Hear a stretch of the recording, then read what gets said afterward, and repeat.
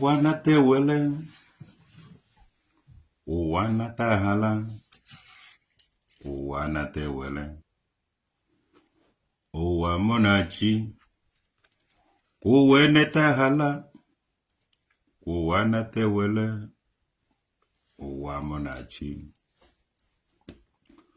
Omukana akpo traditional mukede da mudu denka American anu ana agba egbo na agba nni n'obodo ụnọ. Onye abụrụ tata asụpụkwa ya echi. Onye so na ọnwụ ha ya, na ọwụrụ ya. Onye so na ọnwụ ha ya. Ọwụrụ onye ahụ gịnị ka o ji eme?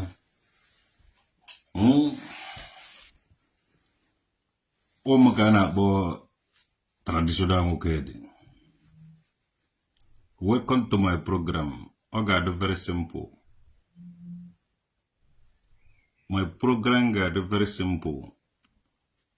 Mariam Shehu Justice and Ogechi Okeke Njaka.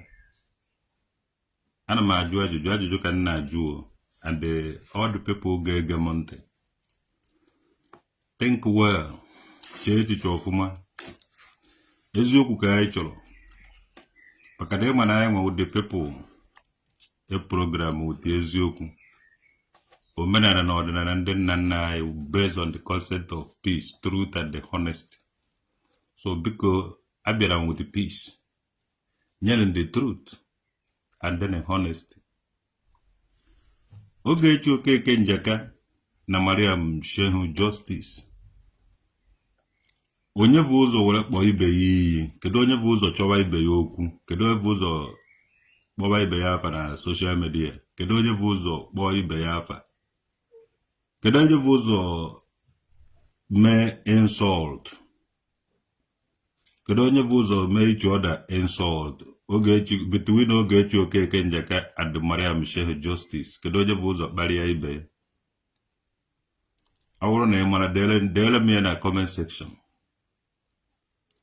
Ihe ọwụ na ị ga-ajọji here, ibe ọwụ na ị ga-ekpe here, ikpe injustice, iburu injustice nawa, ikwu eziokwu, sọnsọ eziokwu ga-eme ka ịpụta, sọnsọ eziokwu ga-eme ka ịpụta n'ohu. Ọ bụrụ na ị na-azụ ahịa, na-alụ ọrụ, na-eme ibe ọwụ na ị na-eme, ị naghị ekwu eziokwu. Ị gara enwe njọ abịa gada ajọ gị, ị nwere ike ileta abịa, ị gaghị amụ ihe ga-eme ego gị. Nsogbu akarịa ibe a na-atụsa akpaga na-eme ntasa. Tọzụ kwuo eziokwu, sọsọ eziokwu ji eme akpaga ahụ na-eri ike ekwechiri. Kwufu eziokwu n'ugwu, a chọrọ ka anyị mara eziokwu, sọsọ eziokwu ji eme ka ịfụta n'ohu. Between Ogechi Okeke Njaka and Mariam Shehu Justice, kedu onye bụ ụzọ kpọọ ibe ya iyi? Dee ya na comment section.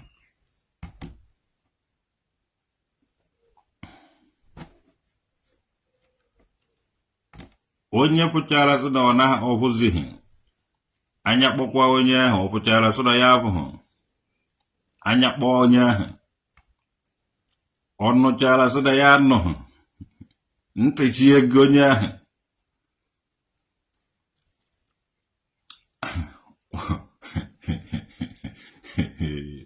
Ụmụka na-akpọ traditional mukede.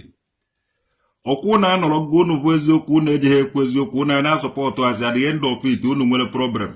Nsogbu akarịa unu ahụ, nsogbu ezuo unu ahụ. Na opportunity ka unu nwere now.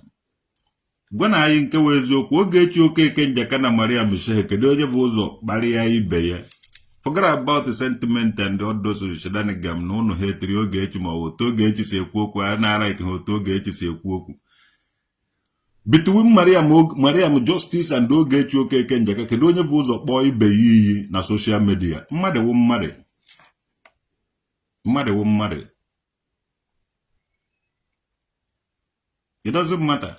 Between Mariam Shehu Justice, Ogechi Okeke Njaka, kedu onye bụ ụzọ kparịa ibe ya na social media?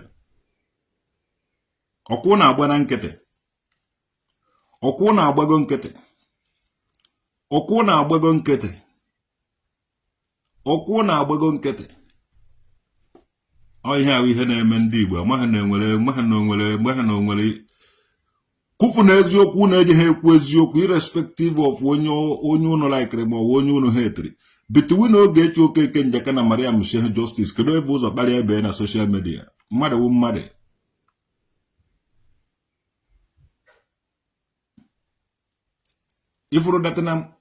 Ifuru na Mariam Shehu Justice agaghị ewu n'Ogechi.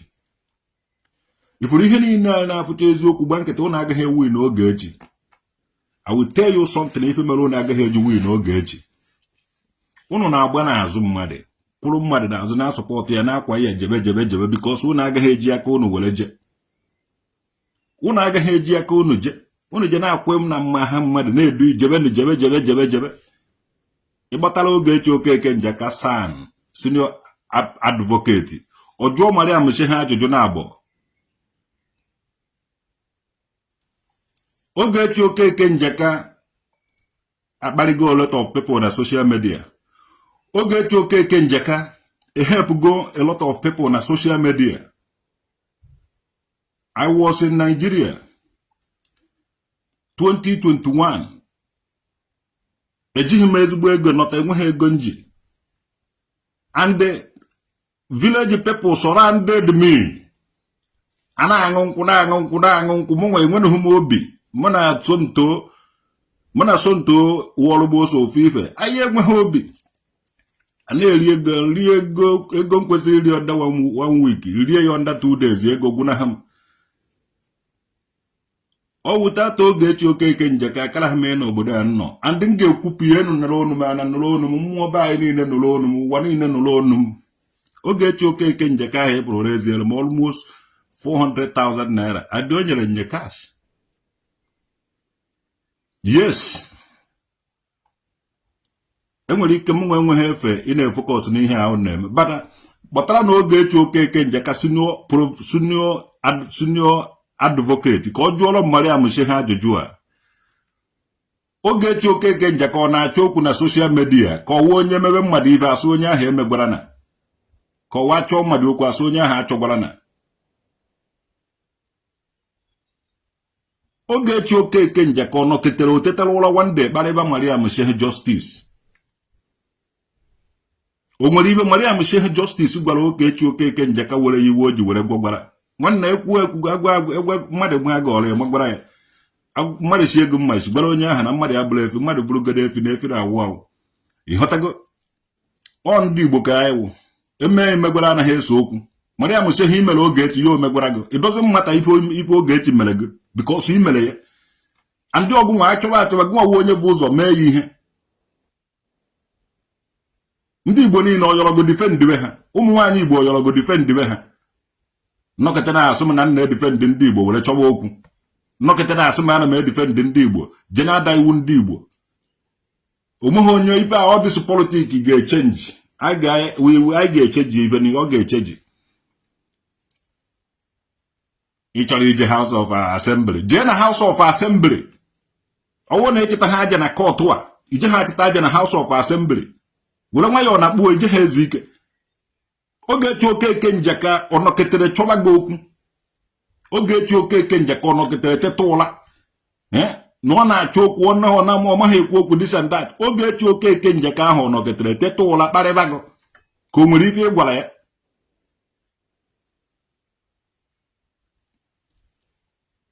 Anyị nwewu Africans in diaspora here ma dịka ife anyị na-efesi here. Ụnụ nwawo ndị nọ n'ụlọ di ya. Ụnụ nwawo ndị nọ n'ụlọ ebe ahụ chena that is. N'anya m agwa gị. A lot of anyị nọ outside here na-agba mbọ mmụọ anyị nọ n'ụlọ ebe ahụ. Adị anyị na-agba mbọ ka edozie ya n'Igbo ahụ. So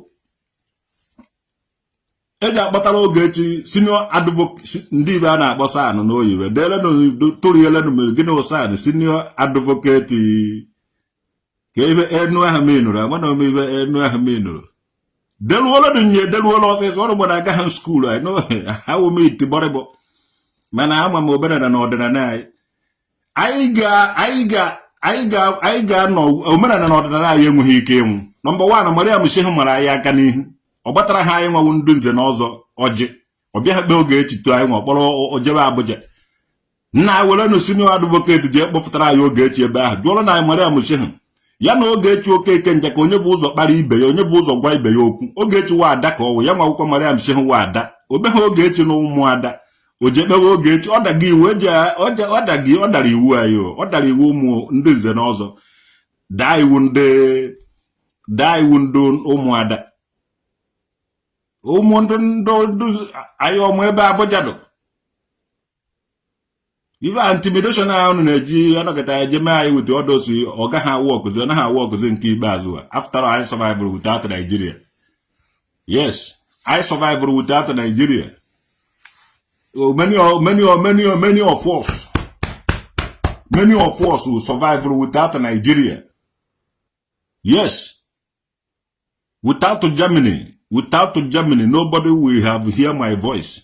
I survived because Germany care.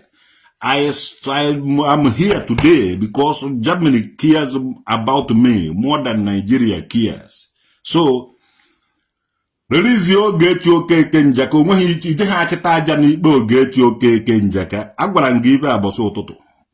Ọsọ gụ jee na House of Representatives. Ọsọ gụ jee na House of Assembly. Ọsọ gụ jee na House of Ejecha Ọgwụ. Anyị ekwechirigo na anyị ekwechirigo. Adịmụ anyị na-akpụgharị Ogechi, dịmụ anyị na-afụ inside of you. Si aka na Ogechi ga-ejo. Ogechi nọrọ onwe ga ịchọba ya okwuo. Onye ahụ jikwa ọfọ.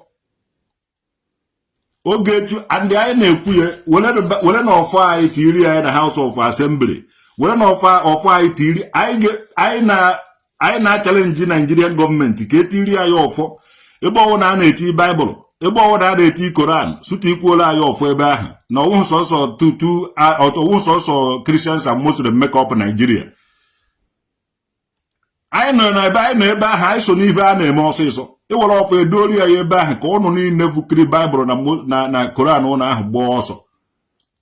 And otego ụnụ agazighị na-ekpe ndụbe anyị ikpe n'azụ ịnọ ọnọ isi niile edifendị ndị Igbo ije kpe Ogechi na gbaa ya akwụkwọ somewhere.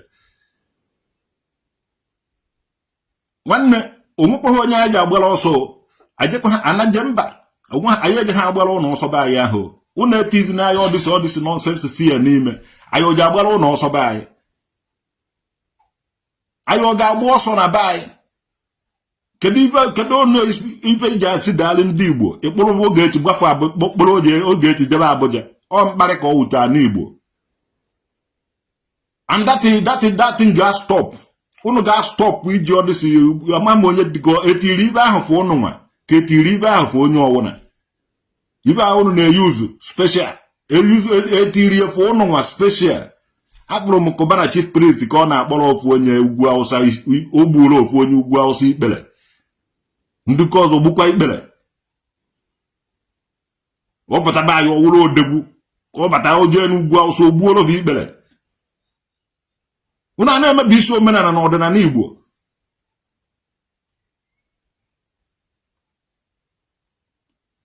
Nigeria created equal with everybody. Omeghị onye ka ibe na Nigeria ahụ. Why ndị ugwu Awụsa ji evukọrọ power?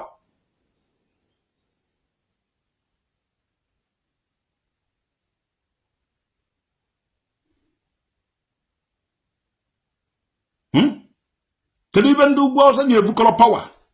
Abụrụ m ka ikuru Igbo adụ ihe akwa ndị ugwu Awụsa ihe hijab n'ụdịna ọdụ ịnyịnya ya awụzighị ire. Ndị ugwu Awụsa na-anya ịnyịnya anyị na-egbubere ịnyịnya ahụ ọdụ ọsịsọ.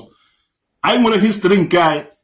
Ọwụghị nụrụ maka ụwa na ịnụrụ onye ugwu Awụsa ka ịdaji chọzie ka ịkpụ anyị isi ndị akpọrọ alụbat.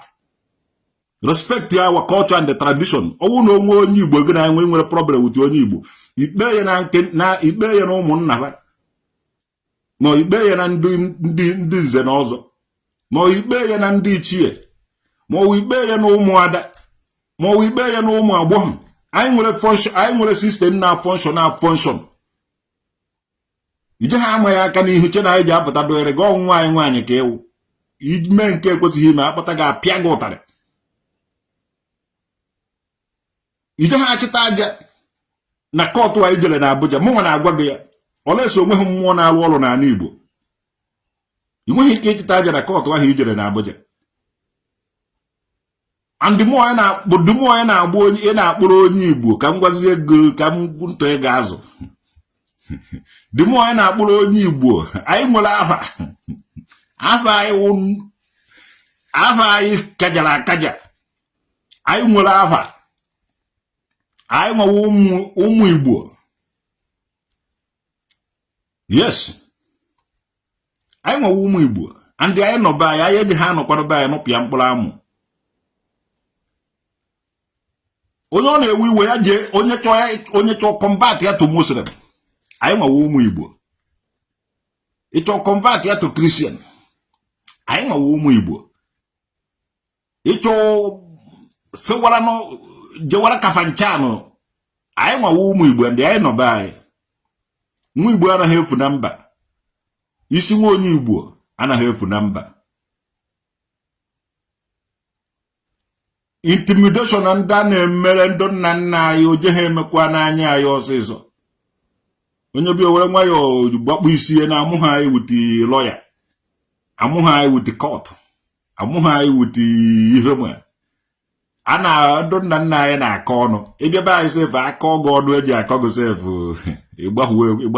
ịgbahuo ịbịara na anyị ji mara anyị eji ịkọ ọnụ were mara anyị millions of Nigerians nwere ike ha etinye Ogechi millions of Nigeria like Ogechi owulo opposition enwere PDP nwee APC nwee nkeni ebe ncha niile nọ so ife Ogechi nwere ike tọn otu ihe a atụọ votu Ogechi enweta voice o je enwetara o nwere Ogechi je enwelele voice nke gonwe inwe voice nke gị iwọchi ọ gaghị sef nọrọgo ọ nọ na APC ọ nọrọ na PDP ma ọ nọrọ na NLC so all parties egwere na Nigeria people need his speak ihe na like before gị eme ihe a ga-emerịrị opposition and you need to tolerate it you need to understand it you need to tolerance ọ ibe anyị need tolerance ife ụzọ kparịa data Ogechi ya ọ gbaghị gị akwụkwọ na court o cheghị gị n'ụzọ kụọ gị ezigbote ihe o nweghị ife o mere gị o chereghị gị echiche ime gị ihe ọwụna sọsọ ihe o mere ụpụtakwa na soshal midia were kwuo ọnụ gwakwa gị okwu ịmara na ị gaghị editenwu ibe mmadụ gwara gị n'ọnụ ebidokwana ya ọ gị chọrọ onye ahụ okwu gụnwa chọrọ Ogechi okwu enu na ana nụrụkwa onu m gụ chọrọ Ogechi okwu Ogechi na-agba saga onye tie ọkụọ ya onye tie ọkụọ ya ogwe Ogechi ọnọgịtere je chọwa onye na-achọghị ya JPAC chọrọ Ogechi okwu o jerie nri na nke bebi ọkụ otu aka Ogechi si mata bebi ọkụ JPAC na-achọ okwu na-eso ndị ọgaranya ịma ha na ị na-eso onye ọwụna na-eso nwa ọkụkọ ndị ọ na-esi eme ya onye ọwụna na-alụ ụlọ nwa ọkụkọ o ji anyụkwa gị akpana so no JPAC chọrọ oge kotere okwu ofu mkpụrụ aka lụta mma na ozuo ọha ọnụ ije na-achọ Ogechi okwu gụ na Ogechi ya na-agba saga ị na-eje eri nni be ibe anya ụba na-eje eri nni be bishọp ọzọ ụgboro na-eje eri nni be si igbe nglobu ọ bụrụ na ọwụhụ ndị ahụ na-enye gị ego jee chọwa Ogechi okwu ị mara datị na ọba na-azụgụ and Ogechi wụ ọgbara onye ihu gbara onye azụ so ọ bụrụ na JPAC kote okwu Ogechi Okeke Njaka ọ kwụsị ije na nke bishọp ọzọ ụgboro ma ọ kwụsị iso oge ndị mmadụ because ọ bụrụ onye ọwụ na-afụrụ ya na JPAC asị na onye ahụ na-edu JPAC jee kparịba Ogechi ehe na ikote okwu ifesi wago okwu ahụ idiru owu tit ịnwe ha datana ọwụ na bishọp ọzọ ụgboro anaghị enye JPAC ego na-enye ya nri obi warrior ma obi tiger ba anaghị enye JPAC ego na-enye ya nri all the people na-enye JPAC ego m na-enyekwa ya ma nri ọ bụrụ na ọ na-anaghị enye JPAC ego na-enye ya nri JPAC kara iji ego ọ lụtara n'ọrụ ma wee gaa aka ya were na-agba saga kwuchimisi ọ gaghị agbanwu saga so n'ọnụnwa na-akwado JPAC jee kparịba Ogechi jee mee ibe ọya nwa mere Ogechi ji wee gwa ụnụ okwu ụnụ kwesịrị ị na-eyuzu ife ma ụnụ Ogechi je na-eso ndụ big man dịka Seaman Globe big man dịka bebi ọkụ all these big men JPAC je na-eso ụnụ ọbịa oje kparịa nwaanyị ụnụ agba ya nkịtị mistis like na ọnụ na-edu ihe ụnụ na-enye ya encouragement jee kparịba ndị ahụ ọ na-akparị ụnụ enyezina JPAC ego ka ọ mara ibe unu enyezile je park ego ka ọ mara ibe. Yes. Mariam Sheikh Justice agụkwa nga again ka ma ọ gwara Fada Mbaka because ozi m je na-aga withdraw ya case ya jee kpee Ogechi na ụmụnna ba ma ọ ije report ọnụ ụmụnna nke ụnụ ga-eju akpahanie mmụọ nọ n'ụmụnna ụnụ kpahanie mmụọ nọ n'ụmụnna Ogechi Okeke Njaka ife aja awụ senior advocate ndị ibe a na-adele nụ san senior advocate gịnị gị ibe ahụ na senior advocate senior akpahanie mmụọ nọ na village ụnọ kpahanie mmụọ nọ na village Ogechi because ikwe ha agbara ọjị eje enye ha ikwe ha eje a report the case dị ya ijebe na Abuja akpahanie mmụọ nọ bụ Ogechi kpahanie mmụọ nọ bụ begi sị ha jebe Abuja ọrụ ebe a ba agbanwe wụrụ senior advocate gịnị sanụ senior advocate of Nigeria ifugo ya ọrụ ebe ahụ ị na-ene ofu anya onye ọ na-eji oji ọkara mmụọ be ndụ na-adị ka ndebe ha na-asụkwa asụsụ be ha oru ebe ahụ oyiri sutu holosidi advocate of Nigeria na advocate riyo na ebe ahụ and before gị kwuo na ije eje na House of Assembly sanụ ahụ ajụgogo ajụjụ na-abụ ma ọ wee tọ and ine gị anya bụ na echeta ha aja ebe ahụ ọ ibe ederede ka eji achị ụwa adọwa ibe ekwuru n'ọnụ ibe ekwuru n'anụ na-anakwa n'ibe ekwuru n'ọnụ ife ederede na-ana n'ife ederede ọ ife ederede ka eji achị ụwa asị ka ewetawa ibe ahụ edere asị ka ewetawa ibe gị na Ogechi kwuru ka ede ya ede were jee n'akwụ asị ka eweta ibe gị na Ogechi kwuru ka ede ya ede a ga-ebu ụzọ weta nke idere nke ikwuru mgbe ị pụtara na-akparị Ogechi Okeke Njaka ndị a ga-ajụ gị ajụjụ ụmụ nwaanyị Igbo ahụ Ogechi na-akparị ha ọ bịara sị gị na gị nụwara bụ ọgụ ị na-anụrụ bụ ọgụ iwe warrior isi na warrior tribe emere lot of people ị mara aka n'ihu maka ije nara bụ ọrụ falụba ị na-anụrụ ndị Igbo ọgụ ka agụ na-anọchitere ụmụ nwaanyị Igbo ọgụ ihe ahụcha ị ga-ajụ gị gụ na Ogechi onye bụ ụzọ confront ibe na social media gị nwa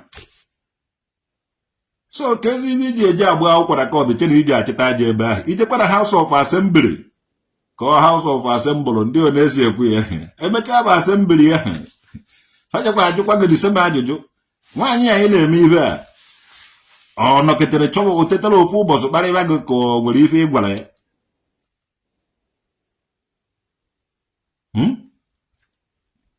o nwere ife ị gwara ya o ji mee ihe a because unu nwere ike gwa mmadụ che na o ji edi m onwe onye ọwana na-edi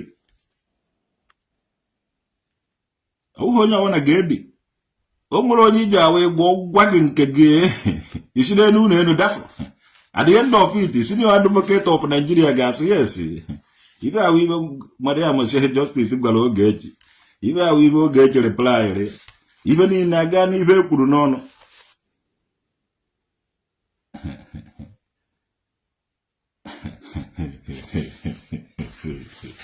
tiri na ya ọfọ ebe ahụ anyị chọrọ ijebezi maka anyị chọrọ ivu ọfọ jebe kọtụ to God who made me and you dori na ya ọfọ ebe ahụ unu na-edo ibe anyị bụrụ na anyị chọrọ ịbịa kọtụ ahụ anyị chọrọ ịbịa dị kọtụ anyị chọrọ ivu ọfọ bịa ebe ahụ na onye ọbụla ka anyị jụ anyị tie ọfọ na ara ka ma Christians ma Muslims n'ebe a ka makwube nke wee eziokwu ọsọ ga-emekwe n'omeka ọsọ ndị nwe ibe na-ewere ibe ha ibe a ga-agụrụ ogo n'egwu anyị ọgwara onye na anyị ama bịa anyị ọgwara onye anyị ọgwara gị na anyị ama bịa ụwa anyị ọgwara gị na anyị ama bịa anyị ọgwara gị ka ezi ibe British na Arab na-emebe anyị ahụ ha ejirego ụmụazị be anyị tọọ n'ọba ata either Christians or Muslims nye ha their knowledge mentality either Christian religious knowledge or Muslim mentality knowledge onwe onye na-respect ndị ichie ebe anyị onwe onye na-akwa iziri ya ugwu ibe niile anyị na-ekpe eburuzi ya na-ejezi na Abuja nwanne ndị onye bịa ọ bịara ije nwụ nna na Abuja bụ obodo anyị ogene Amerịka lụrụ ụlọ n'ọnwa ọ lụrụ ụlọ n'ọnwa ma anyị ji ọnwa afọ ụzọ ndị ọkụ na-anọ ji ọnwa afọ ụzọ isi ọhịa niile ji ọnwa afọ ụzọ Amerịka lụrụ ụlọ n'ọnwa Rọshia lụrụ ụlọ n'ọnwa ma anyị ji ọnwa were afọ ụzọ ụmụaka mewere ụnụ niile n'orie na agwụ na nkwọ na eke onye a nabara ndụ ya na onye ahụ maka na ndụ adụghị ebụọ ndụ nwe ibe ji ewere ife ube ejie n'ike na onye nwe ube ji ahọrọ ube ya ube ejie n'ike ube jikwere n'ike ndị nwe ube ji ahọrọ ube jigo n'ike Mariam Shehu respect our culture ube jie n'ike ndị ụmụ ube ji ahọrọ ube ji n'ike Nigerian politicians respect our culture ube ji n'ike ndị ụmụ ube ji ahọrọ ube ji n'ike Igbo culture na-ekwu okwu na Germany na ube ji n'ike respect our culture and the tradition na onye nwe ibe ji erikwe n'ihe ya na ube ji n'ike Chi Vivian Ogeneke na-achịrị ọchị ube ji n'ike Ebube Majonezi to God who made me and you iwe na-ewe mmụọ iwe na-ewe ndị mmụọ Mariam Shehu ọ bịara jie ka ndị Muslim were na-akparị so na o ji eje kpọrọ nwaanyị jee na Ivema na House of Assembly to God who made me and you anyị ga-evu ọfọ were je House of Assembly ya and ife ọbụla na-eme anyị chọrọ ka a na-enye anyị update ihe niile na-eme ebe ahụ ụnụ ga-abụzi otu mmụọ be anyị na mmụọ bebe si were n'ọgụ eji enwerịrị home advantage. Nigerian Biafra civil war ended with no victor, no vanquish. South Cameroon it was never defeated by Francophone. So even in ahụ na-eme ndị na-anaghị ekwu maka anyị eji ebido kwuwe ya ugbu a ndị na-eri anyị ụnụ ejeghị eri muzi anyị maka anyị eto na anyị awụrụgo mmadụ onweghị any intimidation ụnụ ga-emekwa anyị again onwedịghị ebe a na-azọ ya ụkwụ anyị ejeghị azọ ya ụkwụ ọwụghị ụjọ eji akpata senior advocate of Nigeria ka ọ jụọrọ nga ajụjụ na-abụ sọnsọ and ọwụrụ na dig anaghị adụgo ọdụ because nwoke na nwaanyị nọ na nda di ya eji ha apụtara ya shout na social media ọwụ na dig anaghị adụgo ọdụ anyị ga-asụrụ ya oyiwe ka o nwee ike ịkọshọn gị na ọkwụrụ anaghị akarị onye kụrụ ya eziokwu ka m na-agwa gị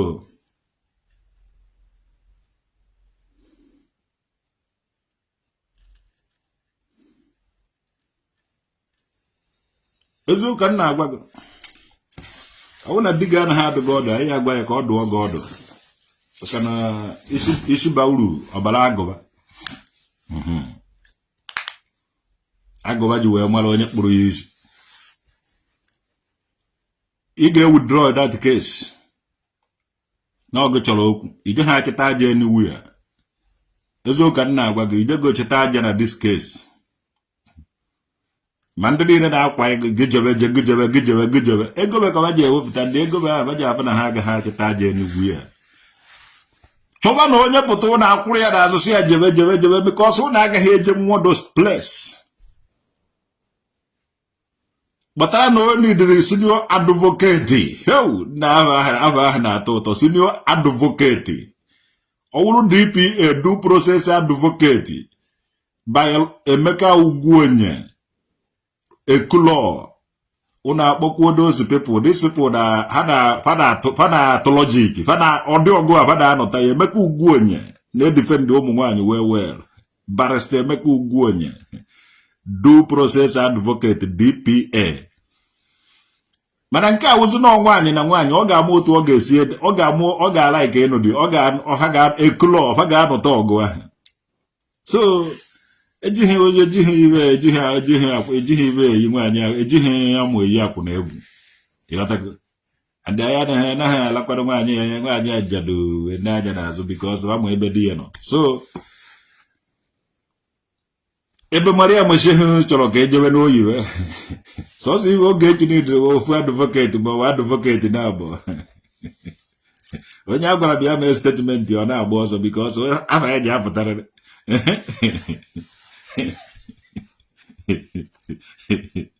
Anụ Chinelo TV Mega Kise Ude Dina Ehi Osase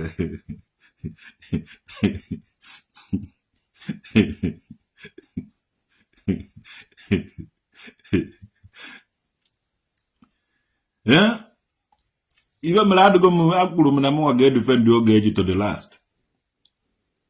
I don't want onwere mgbe ọ ga-eru m nwee move one protest na Germany here. And the men ngwa ngwa afọ Ogechi ka ọ nawa America because who na show you how jealous and how wicked and envy ono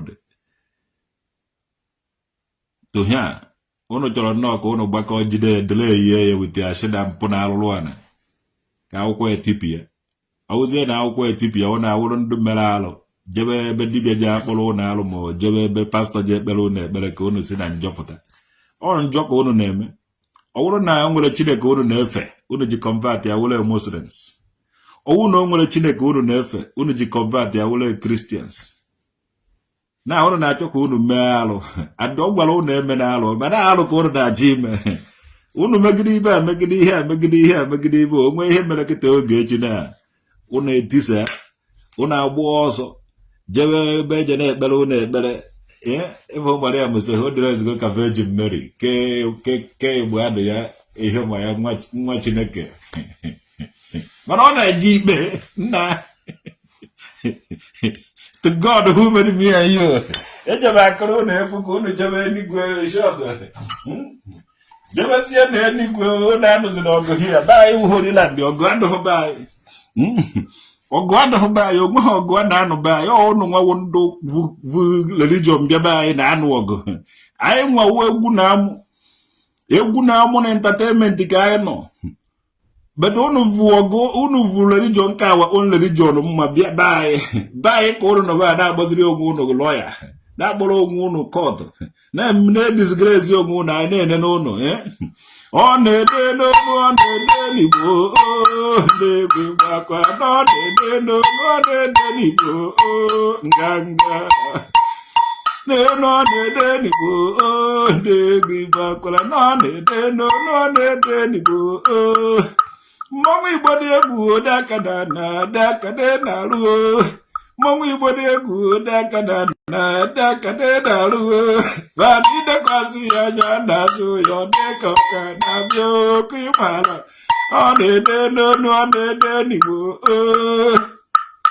ka anyị wee ụtụtụ kpagharịwa n'obi ọgaranya na ama be ndị nwere go ọ na-ede n'onu ọ na-ede n'Igbo ọ na-ede n'Igbo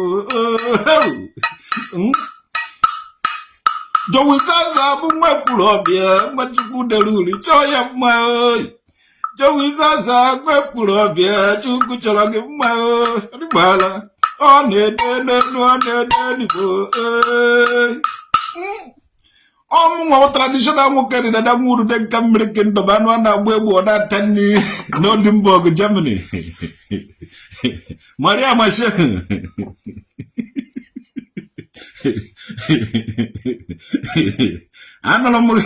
anụrụ m gị na-ebe andị agwara m gị ibere n'oge don't go there gị jebe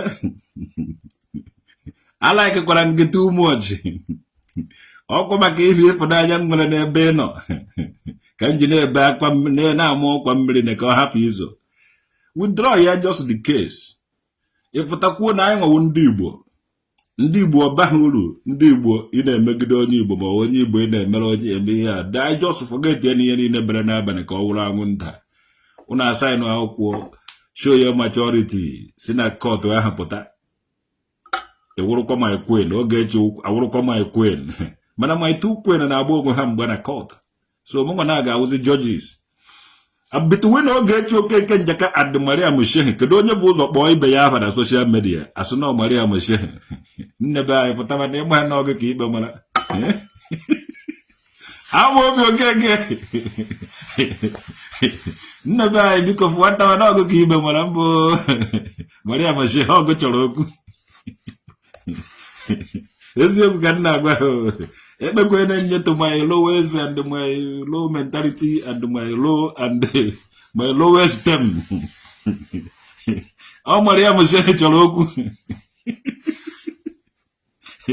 Ya bụ ụzọ Ogechi ahụ. Ogechi Okeke Njaka. Ogechi Okeke Njaka anọgide eteta ụlọ akpaba gị ahụ. O nwere ndị Ogechi na-ahụgo nnukwu. O nwere ndị chọrọ Ogechi okwu. Ogechi na-edifend. Number one, Ogechi teta ụlọ o mepee ụzọ. A lot of even in a lot of ndụ agha abịa o mepeela ha ụzọ ọ dị ọgụ warriors ọzọ kwara gụvuru bịa Ogechi ga-anọ dị ya na-anụrụ onwe ya ọgụ so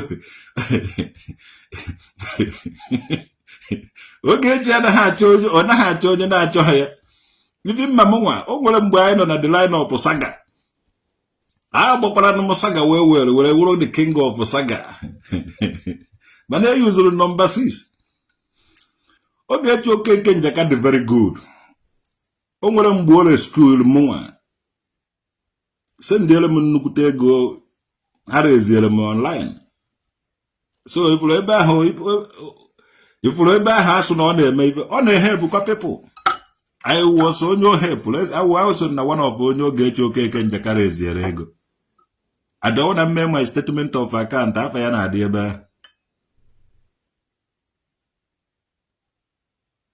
So I will never nọrọ here unu ejekpe Ogechi Okeke Njaka ikpeazụ ọwa asị. Yes. Anaba anyị ga-agbara Ogechi Okeke Njaka ọgụ. Ndị niile Ogechi Okeke Njaka helpụrụ. Nwanne onye na-egbu opi na-ebicha ọnụ ebe onye na-alụ ka ọ na-eri. Ije na ụta alụ ekwuru ọbịa chụọ aja kịta ndị niile na-ebe ahụ evuru dị ten rie. Ịsịba na be ebu na ya eri na-eji echụ aja na ibe mmụọ ka ọ ba asị gị no yes. Ịchụ aja n'ụlọ ụka fara na-eri ya ibe niile eji nye onyinye fara na-eri deten. Ya nwa mere onye ọwara ji emepe esi ụlọ ụka. Ibe niile ego onyinye niile ibe niile a na-even ma nke mata ibe niile a na-atụ n'ụlọ ụka fara na-eri ya ndị ụka na-eri ya. So na ka ọ dụkwa ịchụ aja na ndị mmadụ ya vuru deten ri ya. Yes, ebe onye na-alụ ka ọ na-eri. So Ogechi Okeke Njaka nwee ibe o ji ehepụ ndị mmadụ. Ọ nawo onwe nke o ji ficha ọnụ ogbu opi na-eficha ọnụ. Yes. Kedibo Mariam Shehu. People na-enye gị ego ị na-enweta ego in your own way. Onweghị onye na-ehe oduga accountability. And ọzọ ka nje akọkwara ụnụ. Ịkpụrụ ibe a na-eme onye ndị ala ahụ ma ndị ahịa ahụ na-akwụdara anyị na-akụ ogene na-akụ ọdị egwu a. Ebe ije na-apụ ha ebe ije na-arụsa ndị ogene a ị nwere ike na-arụsa ndị ogene a na-aba ma ọ na-aba ka ije anụsa ndị ogene a onye ọwụ na-afụrụ ọdị ka ọ na ya anwụrụ ya tiye na line usoro daga mmadụ na-ama na-eje the business. Ndị ala ahụ ebụrụ na-akwụ na line na-aya eyo enwere onye isi n'ọsọ nwunye nwe dị organizer ego niile a nakọtara were ya setụrụ ndị ahụ na-akpụgharị ndị ala ahụ rie the lion share ihe ahụ business ya. Otu anyị na-akịta akpọkọ na ịnọ isie nri ije nye people amaghị na ego aka gị ka iji eme ihe ka ego natara ndị mmadụ ma ọ wee ego atụọrọ ga-atụọrọ ka ị na-eme imekwuru organization nke gị nwere injustice helping hand. Mgbe ọbụla ị na-eme ihe dị otu ahụ ahịhịọ ka a na-ayọkwa ibe ahụ people na-atụ ego dị ya iwere na-esiri ndị mmadụ nri ya bika ofu onye anaghị esiri ọha.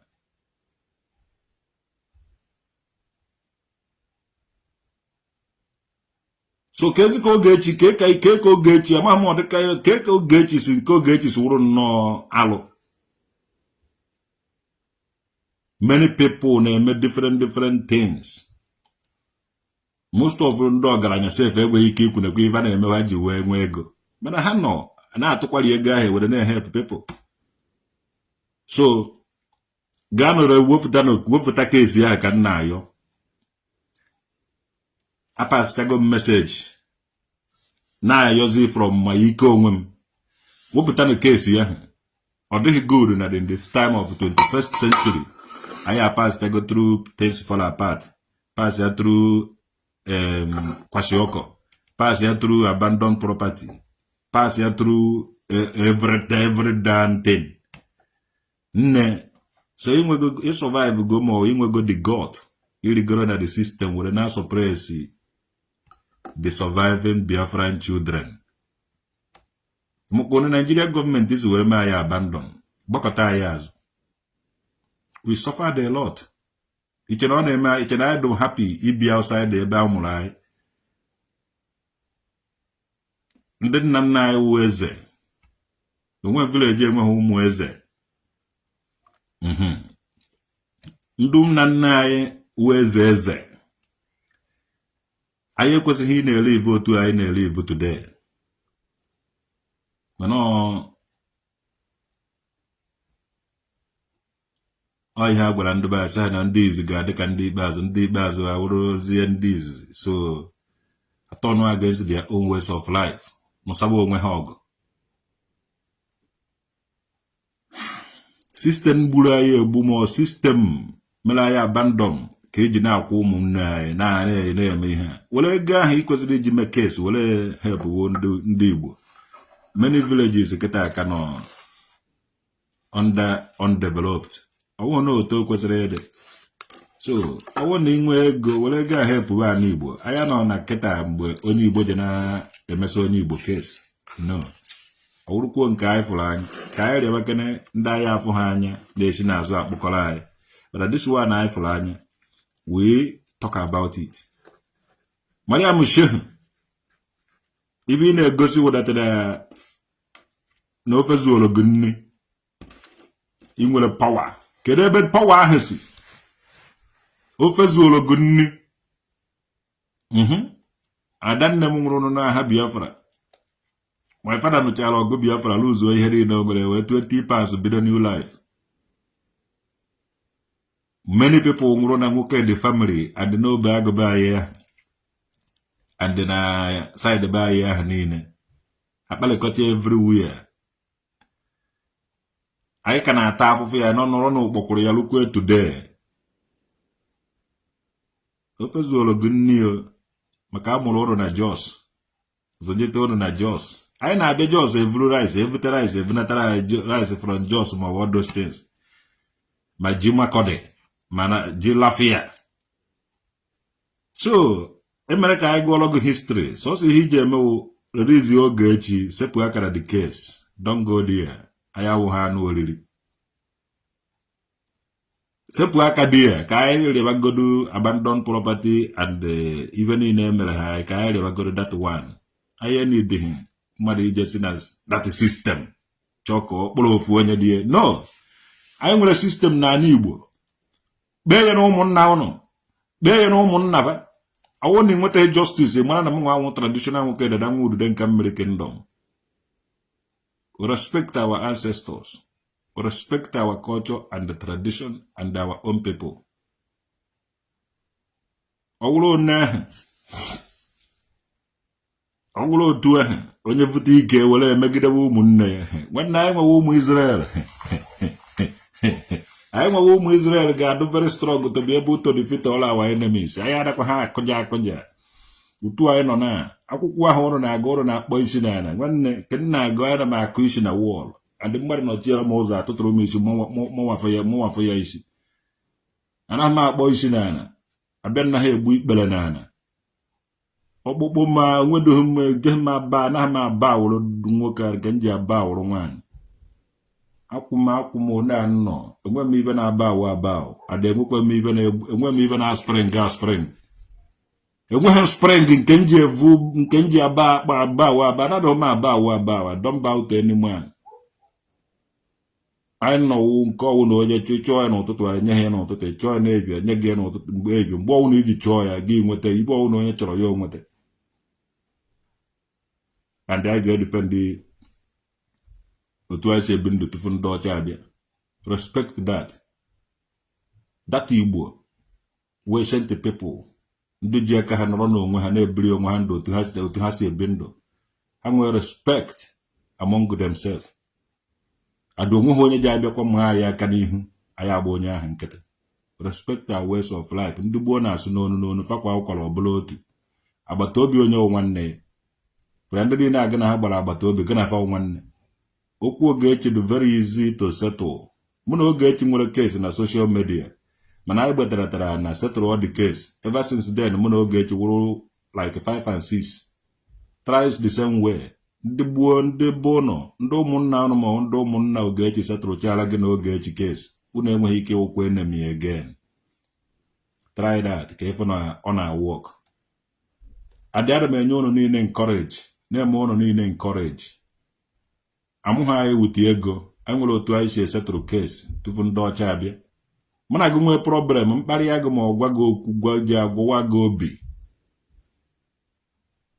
enwere mmitiri anyị nwere village nwee ụmụnna nwee otu esi zonucha ihe niile ahụ onye ọbụla nwere ihe imiti echi ya ma na ụmụnna m mitie igwe obodo m ya gbaa m na round table military ekpe the case ekwuo jụọ m gịnị na-ewe gị iji ekwu ibe ahụ gịnị ka e mere gị ibe wa so there's way to settle case ikwuo ubi gị onye ekwuo obi ya ndị okenye ụmụada onye ahụ na-eti iche dị okwu ọnụ ifu na iketara oke na data system na dị ibe niile na system a na-arụ ọnụkwa n'ime gị so edetuna awa system anya ọ na onye vute ike ọnụ wọgụ nwanne dikria ya ma ọgụ ndị ụka anaghị egbuni ndị Jewish ade ndị Muslim abịara ha egbuni ha mana anyị niile na-ebi ka nwanne because asị na agbata obi onye nwanne live and let live emegwara anaghị eso okwu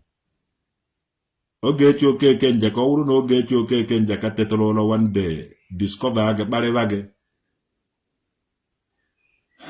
anyị ga-apụta here condemn onye ma ya ikpe mana ejichago m everywhere jeche everywhere asị aka ji ọfụ asị eze mmụọ asị nwa mmụọ nwa amụghere na udude nke sikwa udude nke bịa ụwa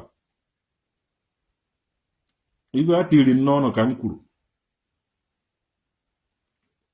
gị nwa chọrọ Ogechi Okeke Njaka okwu because ọgụ a bụ ụzọ confront ya na Facebook ịkara ịkpọ ya na ịkara ịconfront ya through ụmụnna ha ịkara ịconfront ya through phone ị gaala ya inbox ya nne ihe ị na-eme adịkwara ha mma Ogechi dị very good na ị gaa that way mana ị bịara duto na evil power ma m onye viri gị the power chọọ ka ime ya intimidation we cannot be intimidated like that. Thank you very much. You may not understand this, you may understand it, but if you understand it, better for you. If you don't understand it, never you can just love kwende mmadụ ibe akwa adụkwa ha mo ịmara mma nwaanyị ịdụ mma n'anya. To maintain that thing, you need to do aggressive, more violent. Oguna ko han nono. Oguna ko han nono mwa tramon polisi. Emejari aboko mafa. Ibe mkuru oku ibe ono sunkuwe ka mkuru. Yo. Nke onye sukwa nke onye ka mkuzukwara. Nke ono na nke mo yes. Otu aka ọ dị ekwuru m okwu nke m nwa ekwuru m nke fama so maka mere ụnụ send your account number, let me give you money for food. You look hungry. Nah, enweghị m account na Nigeria. Enweghị ife nwere na Nigeria. Ọlụchi ndị Nigeria na-achọ m okwu ha sị ntiri ha enweghị m account na Nigeria. I don't get any account in any Nigerian thing. So unu chi inye m ego agwa m na ndị unu ji enye dị ego Chidebere eze ha ji inye m ego agwa m ndị ha ji enye dị ego. Enwere motherless babies everywhere. More people need the money more than me. Mwa alien ebe. Even in this wolomo kenwa. Ebe mumelu dude na kwanka ozu wolomo. O bagri sama ikenna eno iwonya medegri. Chiviviano. Even in this wolomo kenwa. Ebe mumelu dude na kwanka ozu wolomo. Akono bezu wolomo enidi moto no wa. Emane enidi motorcycle no wa. Emane enidi nukutu no wa. Emane even no chano garajana mungu enidi ye no wa. Even in this wolomo kenwa. Ebe mugwelu dude na kwanka ozu wolo. Hey, omu otra monkwelizi. Anu ana agbo na abanni. Enwe mmege no get muzzle. But if I catch you. Nuela ennechuku omaka mewelego. If God was aloko. You need him account in Nigeria to become Tramanquili. You need him any material things to become Ifombo. You need the Wesa Mohanan traditional worker that I would the Gamri kingdom. Yes, given it as Golomoke.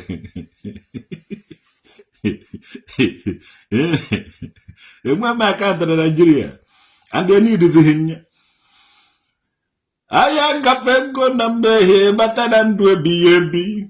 Agape wo Jude, did agape wo Kenya, batana Judea. Agria batawona ayaputa. Nani di makanto na Nigeria agape go that level.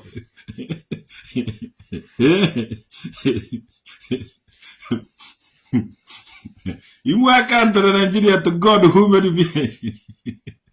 I come one in a cherry gogunagi, what a gilly about. More necessarily 1 naira, 2 naira, no go, we call him with an area about. No catija gubu account in Nigeria. Bow. And when he came out of him 1 in year deserve.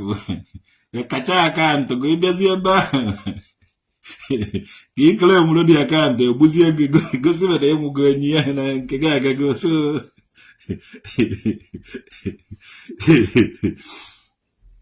They went my account in Nigeria, and they don't need to have any account in Nigeria. I live in Germany, I'm in Odinburgh, and they make him international account, so I'm okay.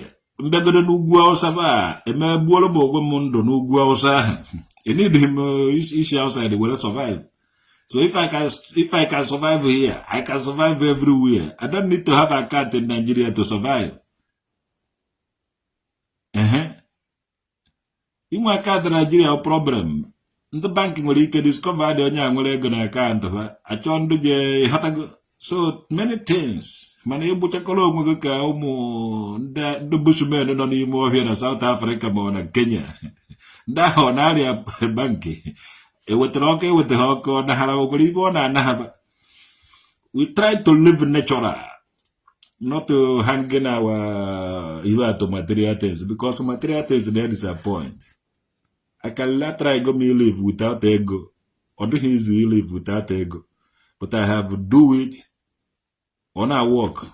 So being a live without ego, get a giddy me here. We got my bigger day, we got even a funosis. You even a funana.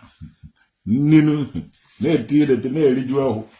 So Macamelo, no afro tata, so quiet, you can get quite a wall on body. I want a jetpack in Mori Bonalo. Okalahena Basaga. Man, Ojali Jua when I Ojali Jua for the Kebisho Pause Obro. Obviously, I want to hear Jua for the Kebisho Pause Obra as nobody. Maria Michelle Jua when I can do no dog and I know. Strategy, police, advocate, and all those things. I can't blame my father that onwevula ego before, but after Nigerian Biafra Civil War, onwezighị ego. So I can't blame him na amụghị him na silver plate. Chidebeleze nwanne m, Amobi Okeke nwanne m, chusu na nka, ụmụazị be anyị niile na ihe mere mmere ụnọ. Ogbenye diwe n'obodo emebigonu, ojemma obodo agbasasigo, na ndị nwere ego na-eme ife sọrọ ife. Ilu ka eji abịa ụwa ma azụ ka eji ya n'ụwa na o na-adị enwu wee nwe o ịmago na-adị enwu wee nwe no ụwa na-esi na chi o ka nje nnenewe akara aka m ojo nwa ihe ogogo na ya ka nọ n'ilonu ojo nwa ihe ogogo na ọgbọgwụ nọ n'ọgbọ Igbo ga-agwa m ebe anyị na-eje nụ ụmụ Igbo gwa m ebe anyị na-eje nụ tete na ụgwa m ebe anyị na-eje onye na ụgwa m ebe anyị na-eje n'ụwa ojo nwa abịa nnenewe akara ka m ojo nwa mmọnwụ nọ n'ọgbọ nụ ụbọchị mụ jere egwu na nke fụzie ka akwa nara n'uwe ka jere egwu na-ekwulu ọbịa wee fụzie ka akwa nara n'uwe efurube mba tawo asụmisi ibi ya na n'uwe merichalụba na ndị nwere ego n'ugbo asị na anyị ji anawao asị na anyị ji ana n'uwe na nwa bịara ije na o heu ogini ka na-ekwuzi n'ojo nwa Monica na mmọnwụ nọ n'ọgbọ ojo nwa ogelọvụ udude nọ n'ọgbọ ụwa ga-agwa m ebe anyị na-eje ụmụ Igbo gwa m ebe anyị na-eje ụmụ ụwa gwa m ebe anyị na-eje Maria Justice gwa m ebe anyị na-eje n'ụwa ojo nwa traditional nwoke dị nọ n'ọgbọ Fada Mbaka gwanye ebe anyị na-eje Fada Mbaka ebe ka ịkpụ ụmụ Igbo eje Fada Mbaka ụmụ Igbo n'one nọ na nga maka go Fada Mbaka udude nka na-agwa gị okwu ojo nwa na mmọnwụ nọ n'ọgbọ ife nyere Fada Mbaka wụnụ 7 days ka nyere ya after 7 days nọ udude nka ji agwarịrị gị okwu Fada Mbaka ka ị nọ n'ala Igbo ị na-emere anyị ị na-agụrụ anyị egwu ndị ụka after 7 days tata agago 1 days agago ọ fọrọ 6 days after 6 days ị ga-ama na udude na-ata aja arụ ị ga-anụkwa udude n'ebe after 7 days ka ewe chenje bụrụ chenja m ga-agwa gị na traditional nwoke dada nwa udude nkeke mmiri kendowu shakable changers m ga-esi eki gị Fada Mbaka after 7 days efuka udude nka na-ekwu okwu iji agwa anyị na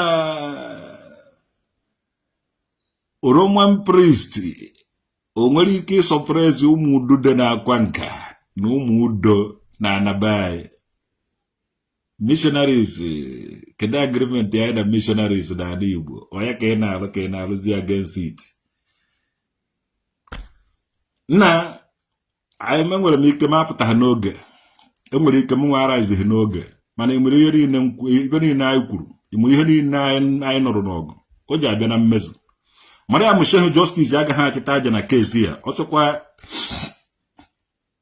chọkwa ya ma ihe a ya kụchara and Fada Mbaka ọ bụrụ na o nwere ụmụazị be anyị kpọchiri nọ na nga irelizi him after 7 days ị ga-afọ the deities in Igbo land and anyị na gị choose day, the time and the venue ime miracle ịkọ ọgwụgwụ ikpe ekpere ga-egbu ọnụ Holy Ghost fire gị igbopụta n'ihe ụmụ ahụ ị nwere ka alụ ọrụ na Igbo na anyị ga-edozi ya n'Igbo adị anyị nwe the people ọ ga-esi anyị n'aka because anyị na-edighị ịkọrọ ụmụazị na ndụ mmadụ jikwara bịa gwa anyị na-eji ime nke anyị no anyị ga-edecode every motherfucking things ụnụ akpọziri na ndị be anyị polisi na ọ na-ewe anyị nnukwute iwe ọ na-emekọtara anyị ọnya nara ana ọ na-emekọta anyị na ọnya nara ana ụnụ akpọziri na ndị be anyị polisi amụ ihe njin agwa ya ụnụ gị na ndị be anyị mụ na gị nwee kesi ya kpee ngo na ụmụnna ụnụ and I believe that na nga enweta justice ebe a ọwụzie na mkpecha agụ na ụmụnna ụnụ ndị ụmụnna ụnụ ekweghị enye m justice nnidiri ekpe ngara mmụọ ụmụnna ụnụ hara ga nawara hapụzie ibe ọ na-emere na mmụọ emeghe n'izu omee n'ọnwa yes ekpe ngara mmụọ bụ ụnụ hara ga nawara nkepụta na gbadabụ na achịta m aja chinye ihe enu edekwuru ya na baịbụl ụnụ emego m ibe dị na ya eme everyday ntị na mmụọ na-enwezighị onye na-eme ibe a ji emebe brother Heli ya ga-emefọ etuo nga aba anyị na-edemand dịka Mariam Shehu justice ka o wepụtara anyị Ogechi gosi akara kesi Ogechi onye Igbo na onye Igbo nwee problem fama otu esi ekpe ya na ụmụnna na ndị Igbo nwere system na function mana ọ bụrụ na ọjụ ọ gaghị ekpeta ụnụ ya ga-ewetara Ogechi San senior advocate of Nigeria ka ọ jụọ ya ofu ajụjụ ma ọwa ajụjụ na-abụ and ajụjụ nke izu o ji ajụ ya wụ ya na Ogechi onye bụ ụzọ kpọọ ibe ya afa na social media ọ bụrụ na Mariam Shehu bụ ụzọ kpọọ Ogechi afa mana ya ga ibe mara ele ya ọzọ ekwu eme emegwara anaghị ezo okwu omenala anyị ka ọ bụ ụzọ gbuo Ogechi gwagwara ya owezie ya iwe so omeghe any kind of intimidation anyị agaghị resist yes Dobingano eze ndị okwere na ụnụ na-azakwa ahụ ọhụụ ọ na-agbara na ahụma agba ochie ma akpata ha akwa ụnụ jos were na na ụvụrụ ma na ha aka achị that one Chi Vivian ọmaka mewere ụnụ ndị na-agbọ ha afa bụ ekene ne m ụnụ ndị mgbakwara na afa bụ ekene kwuo ne m ụnụ ndị ka je ege ibe a in the future ekene ne m ụnụ Mariam Shehu chọrọ Ogechi okwu ọ chọzie ka o gosi na o nwere power. If you're the big tree, we are the small axe, ready to cut that tree, to cut that tree. These are the words from my master. Keep on telling me.